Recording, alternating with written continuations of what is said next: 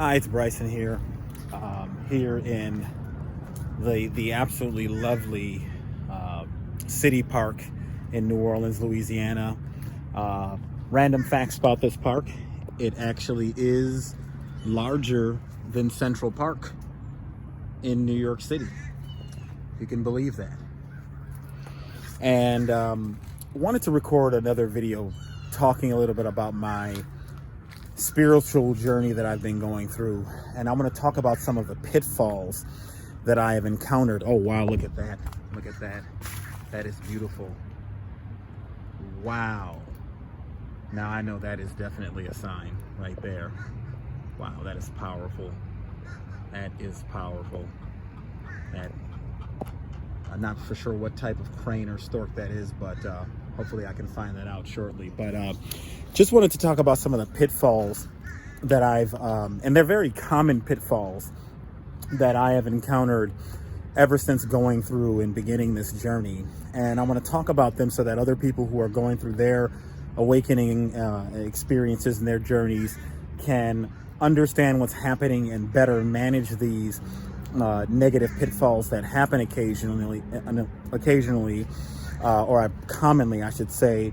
And I'm going to go through three of them, and just going to basically talk about my personal experience and just, like I said, hope that it will help other people out. So the number one and first pitfall that I would like to speak about, because I believe it's the most important pitfall, and it's so common when people are going through their awakening experience, is the sort of like egocentric or like sanctimonious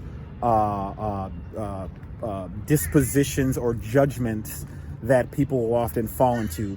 Oftentimes when you come into your spiritual awakening and you begin to realize, who you truly are, and you start finding, salvation or a new life that has worked for you, you will start to feel some strong conviction to get that message out to others, because you're like, oh, what are people doing? You need to learn this message.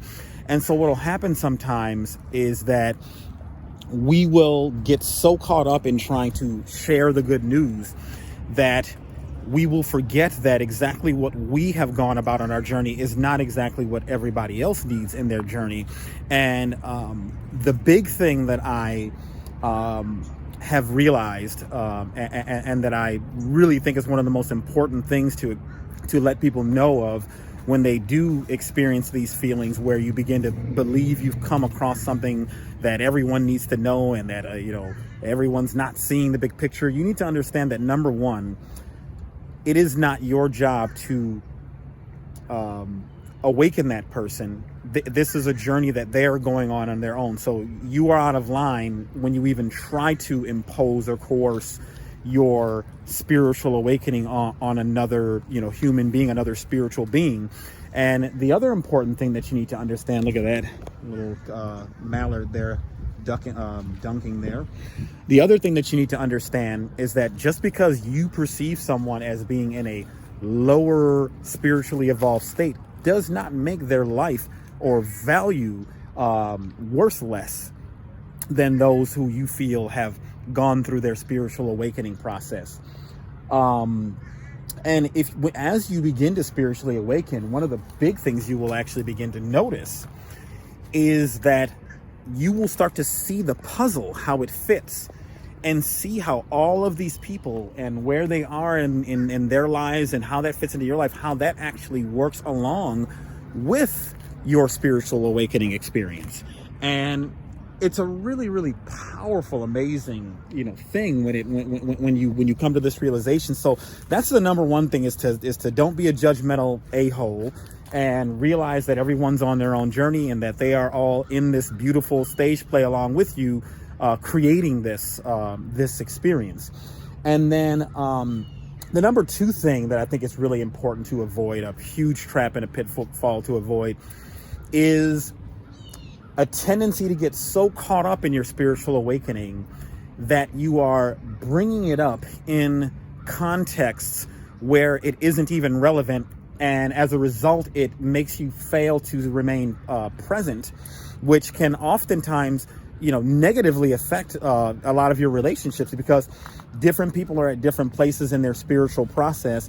And oftentimes, if you are just constantly pushing a bunch of, esoteric bullshit in their face all the time, and then not paying attention to what's actually going on in the present moment and in their lives, it can negatively affect your relationship with that person. So it's very important to remain present and to, introduce these things when it is appropriate, into people's lives. And the third thing, which is probably one of the hardest things for people to deal with, or at least I should say the ego to deal with, is as you begin to spiritually awaken and you start discovering concepts that or thought processes that and ways of thinking outside of the box that most people don't think in, and you start introducing these very foreign, alien ideas into discussions, you will oftentimes find yourself being a victim of gaslighting. And then sometimes that you will even get some social rejection for your new positions. And this is one of the hardest things, because a lot of the things that you come to an awareness of when you go through your spiritual awakening, it just is some stuff that is so alien to what people normally think that you just, trying to get this across to people can be a very, very difficult and challenging thing. And then oftentimes some people will reject you or kind of distance themselves from you. And you need to understand that when people do that to you, it's not a personal attack on you, and it's not even evidence of anything being wrong with them. What this simply means is that the vibration that they're in right now is, and where yours is, it just isn't jiving right now. And that person needs to pull away from you because you're not at the vibration that they need to be at, and they're not at the vibration that you need to be at to continue your journey. And so it is not anything against the people at all. And it's very, very important to understand that. And then, if you do find people distancing themselves from you, this actually gives you time to really reflect on what that person meant to you and why you were once harmonious with them, and it gives you a greater appreciation for where they stand in your life. And so it's not easy, but it is something that you have to understand, and you have to remember that no matter what happens in your life, to continue to walk in grace and be a shining light of solar energy, as I like to call it.